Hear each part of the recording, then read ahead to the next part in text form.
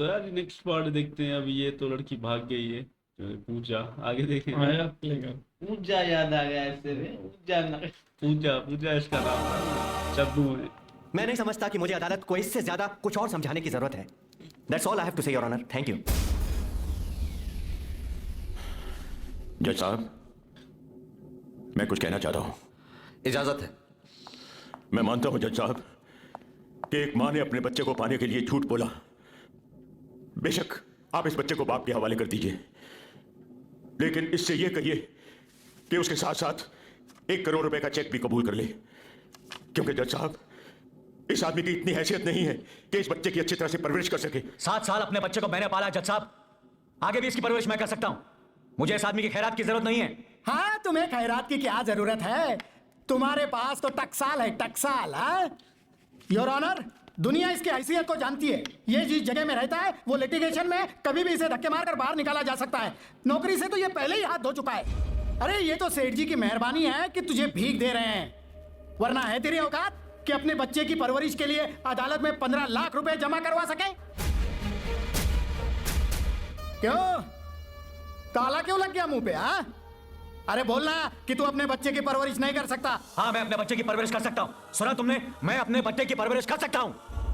अच्छा, बतौर सिक्योरिटी तुम अदालत में 15 लाख रुपए जमा करवा सकते हो? हाँ, करवा सकता हूं। जज साहब ये खुद कह रहा है कि अपने बच्चे की परवरिश के लिए बतौर सिक्योरिटी ये अदालत में 15 लाख रुपए जमा करवा सकता है।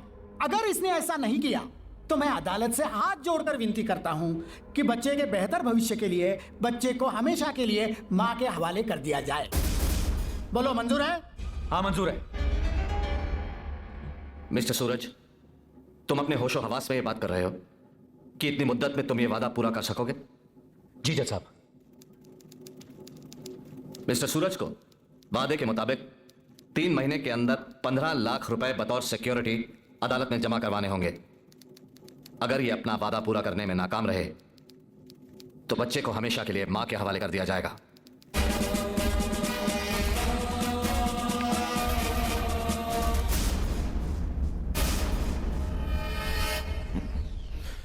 अदालत में हमारी शर्त मान के तूने खुद को हमेशा के लिए अपने बच्चे से दूर कर लिया है। 15 लाख की रकम 3 महीने में तो क्या, तू 3 जन्मों में भी इकट्ठी नहीं कर पाएगा। बड़े अफसोस से कहना पड़ रहा है यशपाल चौधरी, तुम्हें जीतने का तो शौक है लेकिन बाजी खेलने का सलीका नहीं है। 15 लाख तो बहुत कम है। अगर मेरे बच्चे के लिए 15 करोड़ रुपए की भी शर्त रखी होती तो वो भी मैं तेरे मुंह पर दे मारता।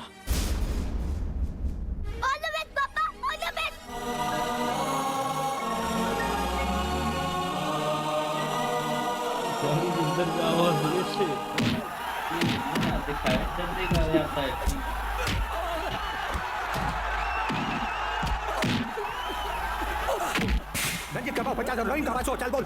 500 की बेटी बनी है, चलो और आगे बोल। रहीम रहीम पे 1000 रुपया खाया ना तो काय को माथा कुटी करता है? अरे सूरज, इतना वर्षों के बाद सूरज, मेरा सूरज, ए भाई तू किया तो यार, तू किया तो इधर था भाई, इतना वर्षों से पहले लोगों को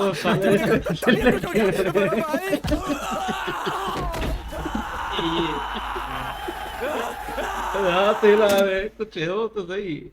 पागल हो गया तू कि दोबारा इस लाइन में आने की बात करता है? अरे शेर को भी 7 साल पिंजरे में बंद रखने के बाद दोबारा जंगल में जोड़े ना तो वो शिकार करना भूल जाता है। और तू भी तो फाइटिंग से 7 साल से आउट ऑफ टच है। क्यों जान का जोखिम लेता है? सामाटे मारा भाई, सामाटे। वाई मानिक भाई, मैं उस मामूली बैटिंग वाली फाइट की बात नहीं कर रहा हूं। मैं उस फाइट की बात कर रहा हूं जो साल में एक बार होती है, जिसे जीतने का नाम 25 लाख रुपए है। बावला हो गया है तू, बावला। तेरा दिमाग खराब हो गया है।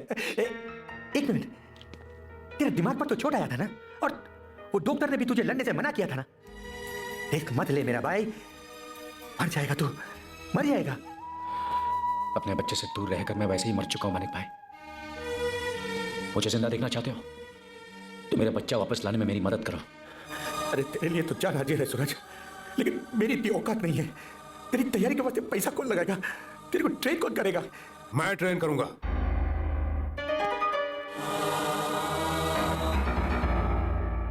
हाँ सूरज, तुझे तेरे बेटे से अलग करके बहुत बड़ा गुनाह किया है मैंने। बस ये एक नेक काम कर लेने दे मुझे, शायद इसी बहाने अपने खुदा और उसके रसूल को मुंह दिखाने के काबिल हो जाऊं। भाई शौक था तो गवाही वापस देने आते थे एक मिनट में वापस हो जाओ। वाह, तुमने कमाल की न्यूज दी है मादेश कि सूरज ने फिर से रिंग में उतरने का फैसला कर लिया है। लेकिन इस बार वो रिंग से जिंदा वापस नहीं आना चाहिए। ऐसा ही होगा सर, जरा सामने तो देखिए।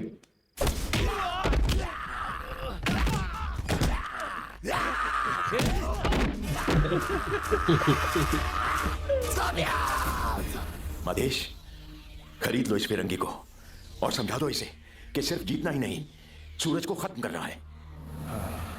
जीतना मेरी फितरत है और सूरज के साथ इस जंग में जीत मेरी होगी।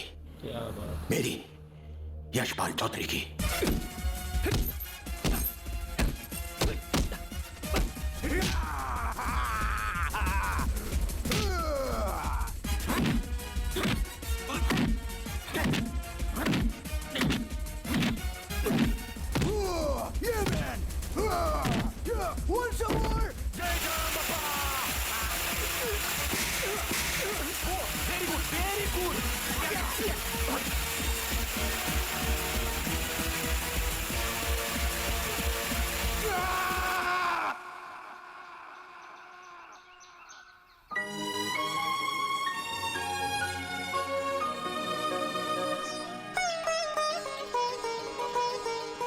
हे भगवान, मेरे पापा की रक्षा करना।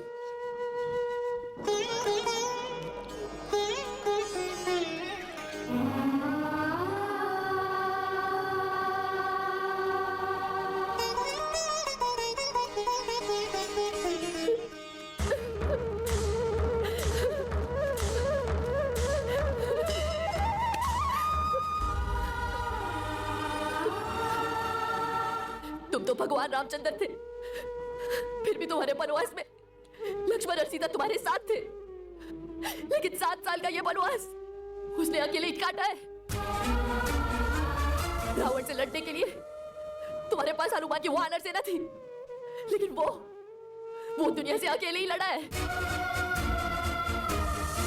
आज तुम्हारे इंसाफ की अग्नि परीक्षा है। उसकी मदद करो देवा, उसकी रक्षा करो, उसकी रक्षा।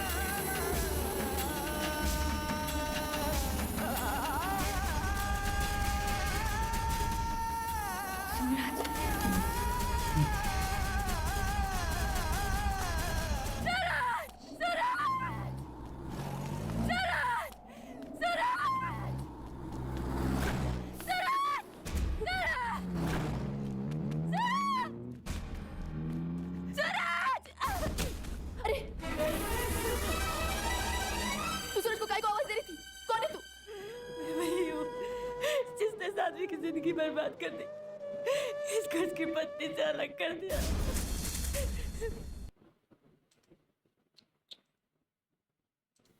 कितनी बदसूरत हो गई है। ये चिल्ला गया ये सूरज सूरज, और ये जो अंजलि है भाई, ये तो भगवान को भी ताने दे रही। तूने 7 साल 14 साल वनवास किया है, तू अग्नि परीक्षा दे भाई, तू धीरे से सही से प्रार्थना कर भाई। ये कौन सा तरीका है? भगवान को कह रही हो कि तुमने ऐसे किया है भाई।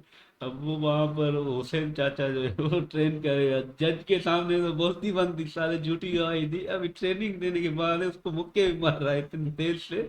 सूरज बेचारा अभी कहता है मैं 25 लाख जीतूंगा, देखते हैं क्या होता है। हाँ भाई, सूरज चाचा ने तो भाई इसको फंसा दिया है ना भाई ना। ये तो बेचारा भाई बड़ी फाइटिंग कर रहा है, वो भी नाक चले सामने, और ये भी अपने भगवानों को ताने दे रही है। कैसी लड़की है ये अंजलि भाई, तू तो अपने भगवानों को भी नहीं छोड़ती है। उससे चाचा ये सारा नकली है, ये किसी काम का नहीं है। ये ना बोलते ट्रेनिंग के लिए मैं आया हूँ, साले ट्रेनिंग के लिए पैसा खर्च करो, मार रहे हो बड़े हरामी बने हो।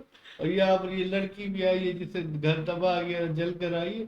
वहाँ पर अंजलि बड़े हरामी भगवानों को से ताने मार रही है ना, ऐसे काम उसने किए हुए ना। वाह भाई वाह। ये तो सारा धंधा इंसाफी कर रही है ना अंजलि, तो भाई पता नहीं गुरूर में आ गई, भगवान को गाली दे रही है, ऐसे कह रही है कि तुम्हारा क्या दोष है वनवास में, पता नहीं कौन सी कथा सुना रही है, भाषण दे रही है। वो अघोरी भी आगे बजा रहे थे।